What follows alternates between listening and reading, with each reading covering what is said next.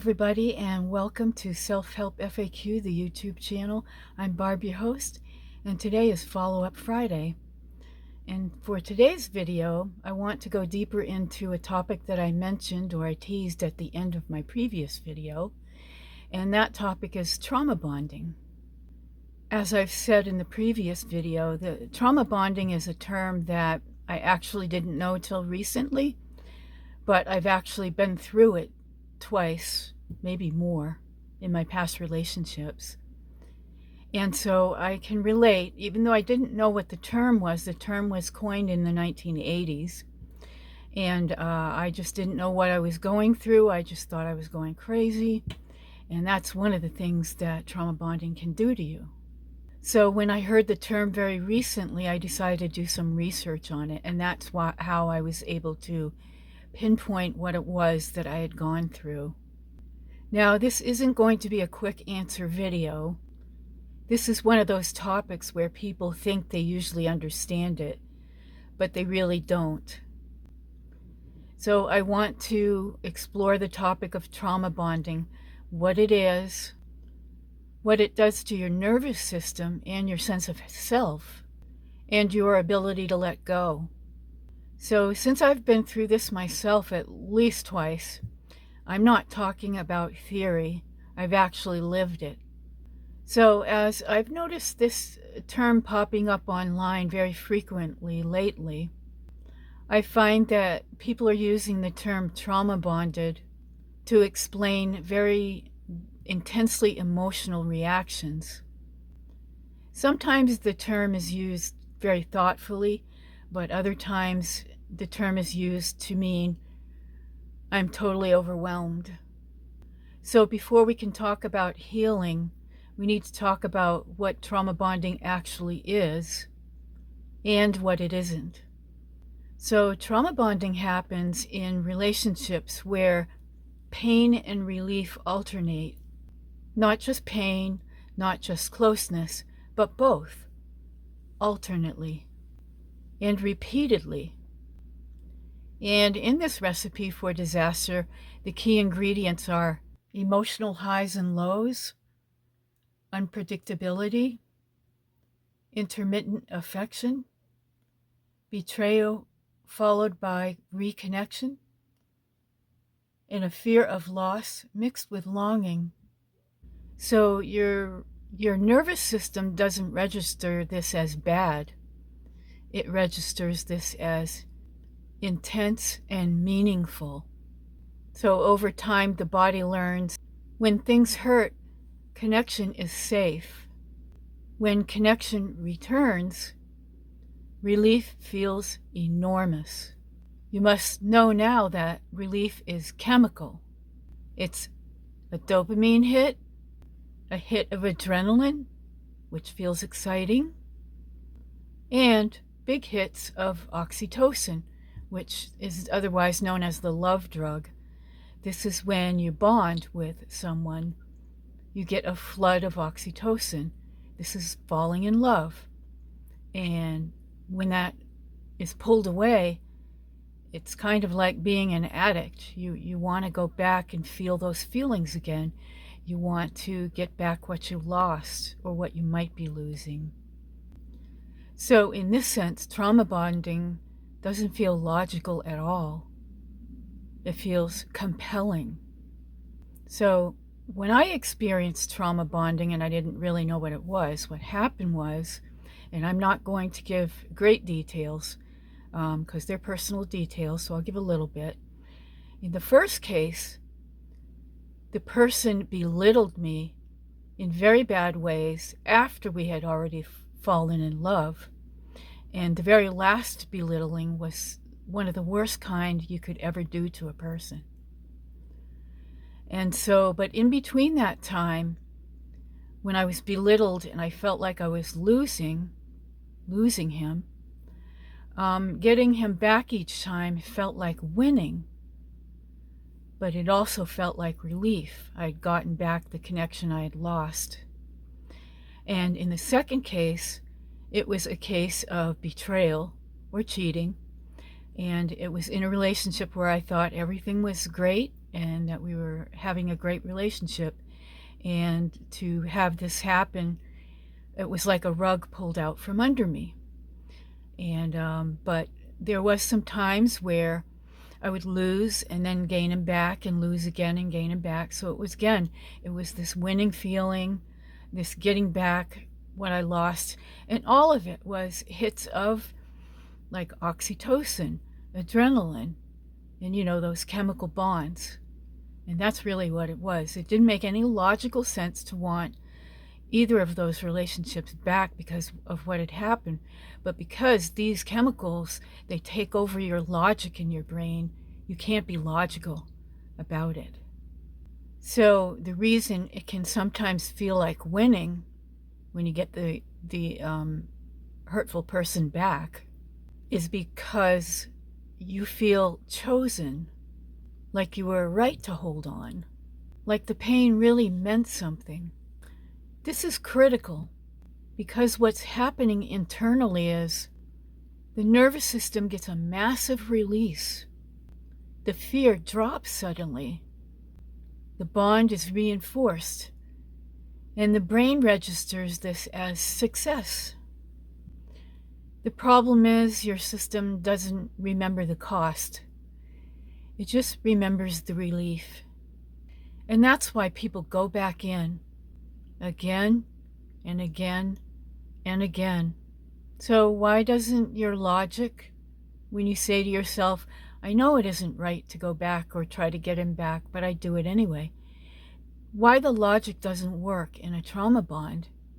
You can know they cheated, they lied, they hurt you, and that the pattern won't change. And you still feel pulled in because the trauma doesn't live in reasoning. It lives in the body. That's why people get so frustrated with themselves. They say to themselves, what's wrong with me? I know better. Nothing is wrong with you. It's just that your nervous system learned a survival pattern. Think about Maslow's hierarchy of needs. The first level is all about survival needs, mostly physical, making sure you have enough food to eat and you have a place, you have a roof over your head, things like that. The second level is where you get your emotional needs met. And this is where trauma bonding can happen so that you aren't meeting those survival needs. And trauma bonds then actually affect your identity. Trauma bonds shrink your sense of self, makes your identity revolve around the relationship. It replaces your inner authority with emotional urgency. It can make calm feel empty, and it can make clarity feel lonely. Your life starts revolving around managing the bond, not living your values. That's why trauma bonding is an identity issue, not just a relationship issue. So many people on the outside, when they're watching someone go through this kind of a relationship, they're saying to their friend or family member, why are you still with this person? Why can't you leave? And your answer might be, I don't know, I just can't help it. They've got some kind of hold on me. And if they know about trauma bonding, they might say, well, it's trauma bonding. But I think a lot of people don't even know this term yet. But this is what happens. But I know what they're pointing to. They're describing the strong pull that they can feel. But here's the part that matters. Trauma bonding explains the intensity, but it doesn't explain the responsibility for what we do with it. And day to day, trauma bonding can be explained in these kinds of situations. Things like obsessive replaying of conversations, urges to explain or confront, checking social media, emotional flooding, difficulty tolerating calm or peace and quiet, and feeling off when nothing is happening. These aren't signs of character flaws. They're signs of the nervous system being stuck in a loop. So here's how healing starts to happen for trauma bonds. And it doesn't happen quickly. It's very slow. So take your time. Number 1, stop chasing relief. Relief is not the same as healing. Healing often feels like it's quieter, slower, less dramatic, and less validating at first. That's normal. Number 2, separate urge from action. You don't have to eliminate the urge. You just don't have to obey it. This is where emotional regulation comes in. Third, you have to retrain your nervous system. Movement, like walking, listening to music, having a breathing routine, or even having a routine in your day. Not to distract yourself, but to teach your body, I am safe without intensity. And number 4, be sure to grieve the fantasy because, well, this is huge. Because often what people are grieving isn't the person that they were involved with. It's the imagined future that didn't happen, the hoped-for version of what things should have been like, or the belief that suffering would pay off. That grief has to be honored. Now let's talk about calm again a little bit. Well, I talked about that in the last video, and I want to bring it back to today's video. It's very appropriate because, again, calm is a power skill. For somebody that's healing from trauma bond, calm can really feel like loss for quite a while before it brings peace. This doesn't mean calm is wrong. It just means it's unfamiliar. Now, what's freedom going to look like once you are healing from that bond? It's not, I don't care. And it's not numbness. And it's definitely not instant closure. That freedom will look like the urges pass without action, and the calm stops feeling threatening. Your identity widens again, and decisions come from values, not fear. Now, triggers may still show up, and they will, but they aren't going to run your life anymore. Now, if you want to learn more about trauma bonding and toxic relationships, I highly recommend the book, The Betrayal Bond, which gives you foundational understanding. Another book called Attached, which talks about attachment patterns, which are clearly explained. And there are several videos on YouTube. Just go into the search bar and type in trauma bond, and you will see many things that you can listen to about that. I like the channel called Therapy in a Nutshell. It explains the nervous system and trauma responses in plain language. Even Wikipedia is useful here, not for solutions, but for seeing how widespread and recognized this pattern is becoming.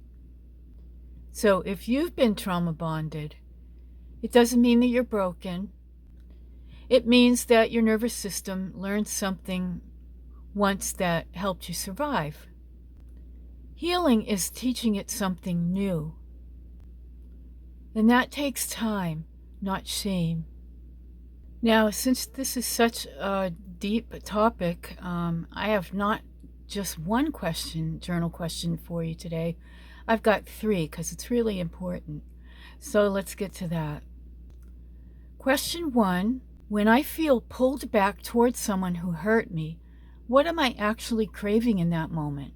The person or the relief? Number 2, what does my body feel like when things are calm? And what story do I tell myself about that feeling? And number 3, what relief do I associate with staying in or returning to painful relationships? And what has that relief cost me over time? So I hope these questions help you dig deep into your psyche, into your emotions, even into your logic about why you keep going back to these hurtful relationships or people. And if you're trying to heal from bonding, this might help too. I hope you'll tune in next week when our subject, well, video number 6, will be why you feel drained after certain people and what's really happening. Thanks a lot for stopping by. I hope you'll like and subscribe. It helps the channel.